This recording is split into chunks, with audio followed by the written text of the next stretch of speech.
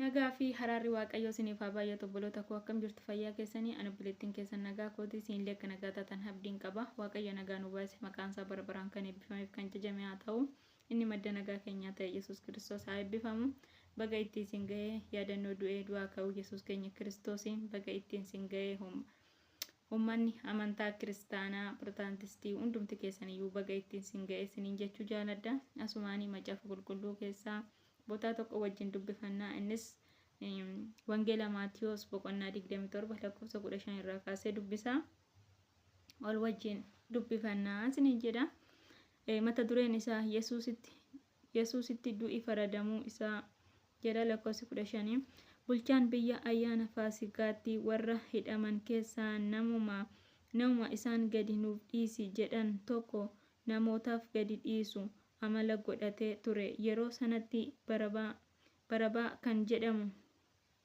namni diraa'ina isaatiin beekame tokko hidhamee ture yommus jarri walitti qabamanis Phiilaaxoos eenyuun akka isiniif gadi dhiisu barbaaddu barabaa moo yookiis Yesuus isa Kiristoos jedhamu isaaniin jedhe inni hinaaffaadhaaf dabarsanii akka isa kennan beeka ture kanuma irratti iyyuu utuu Phiilaaxoos barcuma firdii irra taa'u haati manaa Phiilaaxoos namicha qajeelaa sana waa hin godhin ani eda halkan abjuutti waa'ee isaatiif baay'ee dhiphachaan ture jettee itti dhaamte. Luboonni warri hangafoonnii fi maanguddoonni garuu barabaa gadi nuuf dhiisi Yesuus immoo balleessi jedhanii Phiilaaxoosiin akka kadhataniif namoota tole jechisiisanii bulchaan biyyaa immoo isaan lamaan keessaa eenyu akka gadi isiniif dhiisu barbaaddu jedhee isaan gaafate isaan immoo barabaa gadi nuuf dhiisi jedhan Phiilaaxoos egaa Yesuus isa Kiristoos jedhamu immoo maal godhu ree jedhee isaan gaafate yommus hundumti isaanii haa fannifamu jedhanii inni immoo maal balleessee jedhee isaan garuu ittuma caalchisanii haa fannifamu jedhanii iyyan. Phiilaaxoos immoo caalatti waca kaasuu malee homaa akka waa'ee hin baafne yommuu arge bishaan fudhatee namoota duratti harka isaa dhiqatee ani dhiiga nama kanaa irratti yakka hin qabu isin beekadhaa jedhe kana irratti namoonni hundinuu dhiiga isaa nu irraa ijoollee keenya irraa haa barbaadamu jedhanii deebisan Phiilaaxoos ergasii barabaa gadi isaaniif dhiisee Yesuus immoo reebsisee akka fannifamu dabarsee kenne. Warri loltuu Yesuusitti gaa'isuu isaanii mata dureedha. Yommus loltoonni bulchaa biyyaa Yesuusin gara mana mootummaatti geessanii kutataa loltuu sanaa keessaa warra hafan isatti dachaasanii isaan wayyaa irraa baasanii uffata bildimaa itti uffisanii gonfoo qoraattii hojjetanii mataa isaa irra kaa'anii ulees harka isaa mirgatti qabachiisanii isaa duratti jilbeeffatanii ati attamiree yaa mootii Yihuudootaa jedhanii itti gaa'isanii isatti tufanii ulicha fuudhanii ittiin mataa isaa rurrukutanii erga itti gaa'isanii booddee immoo uffata isaa irraa baasanii wayyaa isaa deebisanii itti uffisanii kana booddee fannisuudhaaf isa geessan.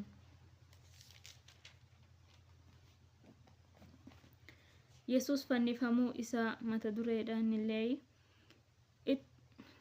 utuu gadi ba'aniis nama biyya Qareenaa Simi'oon isa jedhamu tokko argatanii fannoo Yesuus akka baatuuf isa giddisiisanii isaan iddoo Golgootaa jedhamuu dhufan.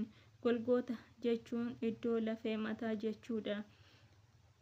Loltoonni achitti daadhii wayinii hadhooftuu makame haa dhuguuf kennaniif, inni garuu afaaniin qabee dhuguu jibbe.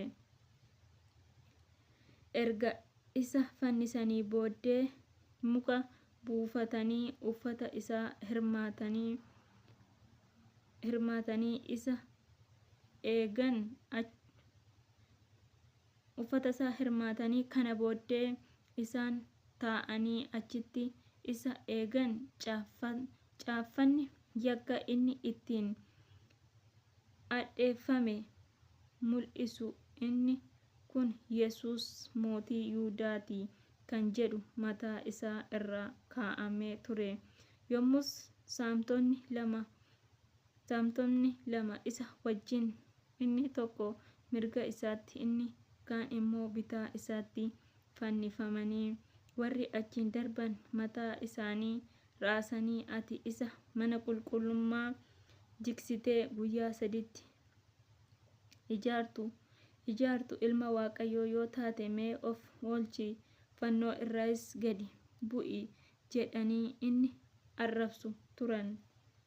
Luboonni warri hangafoonni immoo barsiisota seeraa fi maanguddoota wajjin akkasuma isatti gaa'isanii, inni namoota biraa oolcheera, ofii isaa immoo oolchuu hin danda'u.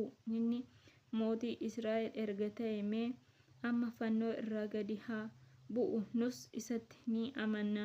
Inni Waaqayyoon amanateera, Waaqayyo immoo yoo isatti gammade isa haa oolchu.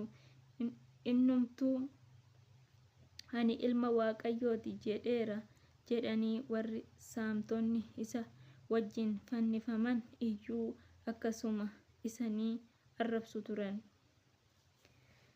Yesuus du'uu isaa. Guyyaa sa'aatii 6 hamma sa'aatii 9tti dukkanni lafa hundumaa irra ture. Gara sa'aatii 9ffaatti Yesuus sagalee guddaadhaan, Eelii Eelii lama sabaktatanii jedhee waammate. Kunis Waaqayyo koo maaliif na dhiifte jechuutti ni hiikama. Warri achi dhaabbatan keessaa kana dhaga'an, namni kun Eeliyaas waammata jedhanii, achumaan immoo tokko isaan keessaa fiigee waan akka cumaa buqqee hadhaa'aa isa daadhii wayinii dhangagga'aa guutame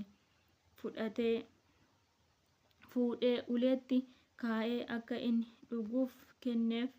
Warri kaan garuu tarii Eeliyaas isa oolchuuf yoo dhufe mee ni ilaalla jedhanii. Yesuus immoo sagalee guddaadhaan iyyee hafuura isaa kenne.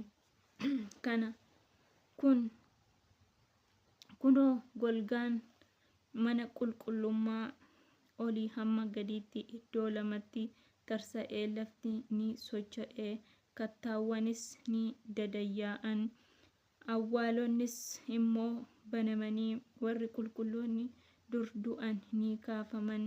Isaan awwaalota keessaa ba'anii du'aa ka'uu Yesuus booddee Yerusaalem mandara qulqullummaatti lixanii namoota baay'eetti ni mul'atan.